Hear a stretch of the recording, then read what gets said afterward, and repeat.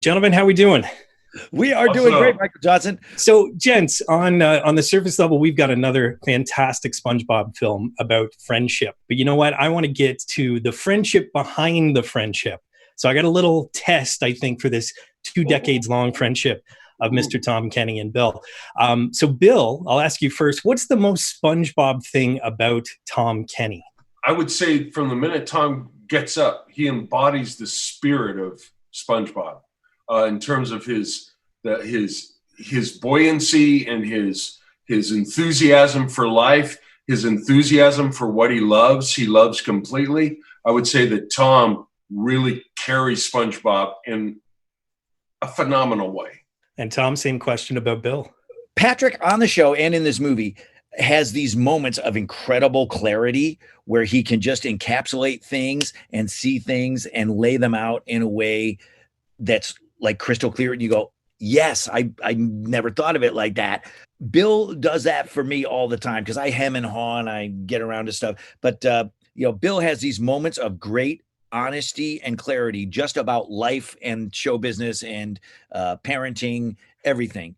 I learn a lot from Bill Fagerbakke. I'm going to say it. Well, thank you so much, gentlemen. I wish you all the best with this film. Thank you for giving us a little bit of sunshine in kind of a sunshine-proof summer, if you will. But I wish you all the best and best with the Patrick Star Show as well. Good luck. Thank you, man. Buddy. Thanks. Congratulations on the diploma. Those are my wife's. So nice.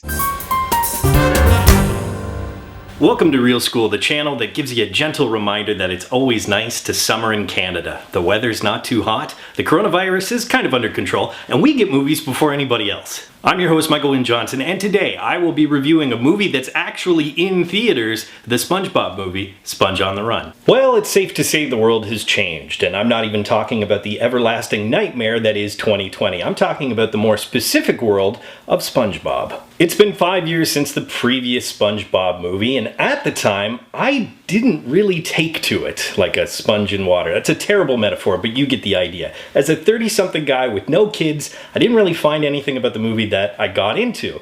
And that's even as a former animation student. But man, the things that can happen in 5 years. And I'm not even American. But now I'm a little bit older, a little bit wider, and more importantly, I'm a father. I'm no longer a 30-something guy with no attachments in the world whatsoever. Okay, I was married at the time. Sorry, honey. But the fact of the matter is, you better believe that that perspective changes the way you look at things, including movies, especially animated movies that you wouldn't really give a chance 5 years ago. And I bring that up because if I were in the same situation as I was 5 years ago, it may be the same verdict I would have for Sponge on the Run. I wouldn't necessarily get into it, but call me a little more sentimental now that I have a kid, the fact is I found a lot of things that I enjoyed about Sponge on the Run. But it may also be the timing of Sponge on the Run that really kind of changes my outlook on the film. At the heart of it, it's basically what you get out of any SpongeBob episode or movie. It's about friendship. SpongeBob's beloved pet Gary is snail-napped by the egotistical and antagonistic King Poseidon, and so he and his BFF Patrick have to go rescue Gary. And again, if the sentiment wasn't there, this just seems familiar, especially to those square-panted superfans, because there was actually an episode called Have You Seen This Snail?, which was pretty much the same plot as this film.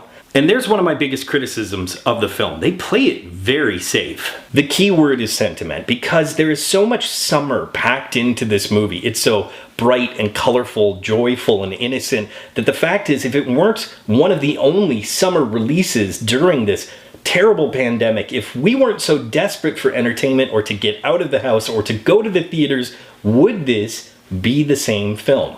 You can call it cynicism if you want, but the fact is, if I watch it a second time, my view of the movie may completely change. One thing that also kind of sours the ocean, to give you a terrible metaphor, is the fact that the direction that the SpongeBob franchise is going is a little bit off-putting. The fact is, they have announced many spin-offs, the Patrick Star Show and Camp Coral, for example. The show Camp Coral specifically spins off from flashbacks in Sponge on the Run, where we see a young SpongeBob, Patrick, Sandy, and Squidward. Again, for the square-panted superfan, that may seem a little sour, because the fact is, it was the creator of SpongeBob, Steven Hillenburg, who was the true purist, who kept SpongeBob simple and was against expansion for almost 20 years, until sadly he passed away in 2018. And it wasn't until after his death that all this expansion and experimentation began.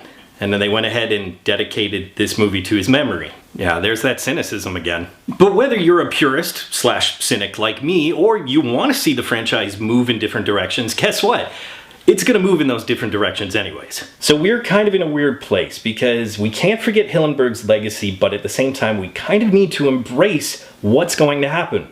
Embrace the old and the new. Because this is the very first fully computer-generated animated SpongeBob movie, and I, for one, love the new animation style. It brings so much depth and richness to an already colorful world. And when you embrace the old and the new, part of it is embracing the old, which we all love, and that includes the weird in SpongeBob, and that always means some fantastic celebrity cameos, and Sponge on the Run is no different. I don't want to give too much away, but Keanu Reeves gives us one of the coolest, calmest, craziest, Keanu-ist cameos I've ever seen in any kind of movie, let alone SpongeBob, and that's saying something for this franchise. He plays Sage, a spirit guide along the way when it comes to SpongeBob's journey, and the fact is, he is definitely going to be the part you remember about this movie. And with Bill and Ted 3 coming up, I think I will claim this is the summer of Keanu. And so that cool mountain breeze is SpongeBob, Sponge on the Runs for the win. I'll go ahead and say it, this whole film is a cool mountain breeze in a stuck inside stuffy summer. But the fact is, once again, you have to kind of address, will our view change on this film if and when things in the world change and we've gone to see bigger blockbuster movies and we have other options? But the fact is, it's just good summertime fun. It's lighthearted, it's adorable, it's innocent, it's colorful, it's an earn it. Poll question, because we all need one of these right now. What's your feel-good summer movie? As always, leave your answers in the comments section below. But until next time, school's out. Hey Real students, thanks for watching. If you want to subscribe to Real School, click that round Real School logo right beside me. Also click that damn notification bell so you're aware of all of Real School's new content. You can follow me on Twitter, and of course, if you get anything out of Real School, you can always give a little back. Just click the link in the description below or the button down there, and you can become part of my Patreon team.